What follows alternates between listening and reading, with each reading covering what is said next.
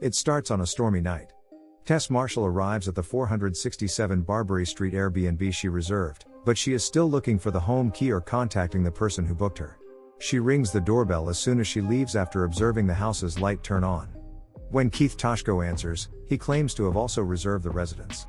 Keith invites Tess to stay, and they try to work things out. Tess takes a shower and is encouraged by Keith to share a bottle of wine because she cannot find another hotel to stay in. She says she is meeting with Bonnie Zane, a director, for a job interview, despite Tess's belief that no one else would have seen it. Tess hears Keith gasping in his sleep during the night, which she realizes is probably the result of night terrors. She attempts to wake him, but Keith claims nothing is wrong. Tess shows up for her interview the following day. She is taken aback when she comes outside and notices how the houses surrounding the Airbnb appear to have been abandoned and are in disrepair. Tess then heads to the restaurant to meet Bonnie. Everything is going smoothly until Tess mentions her lodging, at which point Bonnie urges her to leave immediately. When Tess enters the home again, a man named Andre chases her down and orders her to leave. Despite feeling uneasy, Tess carries on with her plans and eventually descends to the basement. She leaves her phone on the kitchen table as the door locks behind her. She next discovers a rope fastened to the wall and a hidden tunnel entrance. Tess enters the tube briefly after some initial hesitation. She panics when she discovers a chamber with a bed, a camera, a bloody handprint on the wall, and a stairway leading further down. When she returns to the basement, she sees Keith outside and asks him to help her escape. Tess describes what she observed to Keith and urges them to leave the area. Keith goes to investigate to reassure her that there is nothing problematic.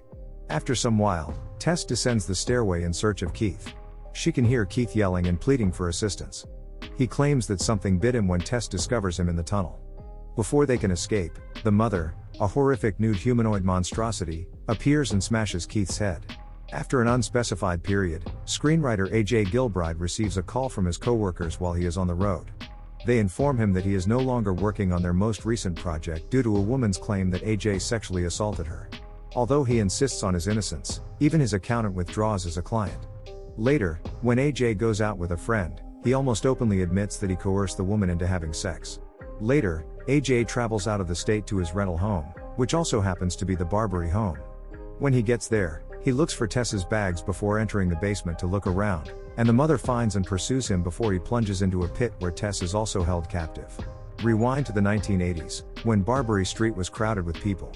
Living in the same home as Frank, Richard Brake goes shopping for baby supplies. A young woman is then spotted, and he follows her home. Frank dons the persona of a man from the power company to break into her house and unlock her bathroom window.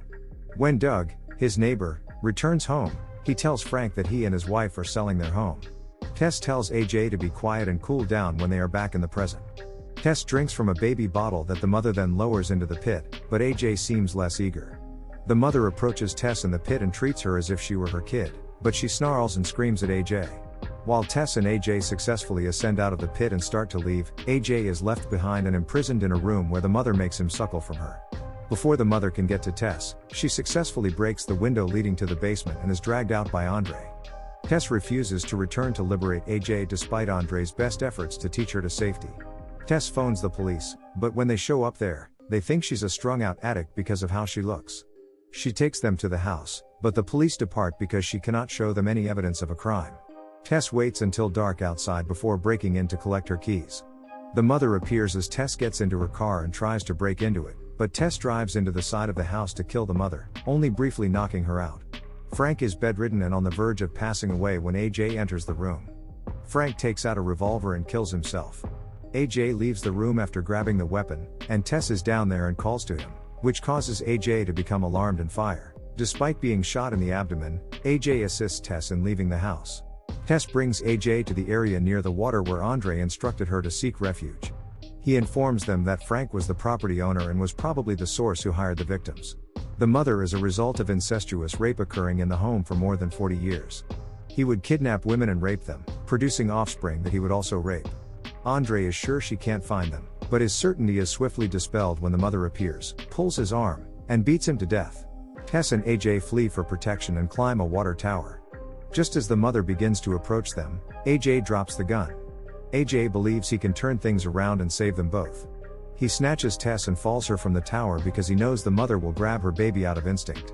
AJ descends and discovers the mother appears to be dead. The mother rises back up and gouges AJ's eyes out with her thumbs before splitting his head in two as he tries to explain his actions to Tess. The mother then scurries over to Tess. Before she fires the gun, she has a faint expression of regret. Tess then stands up and leaves the location to seek medical help.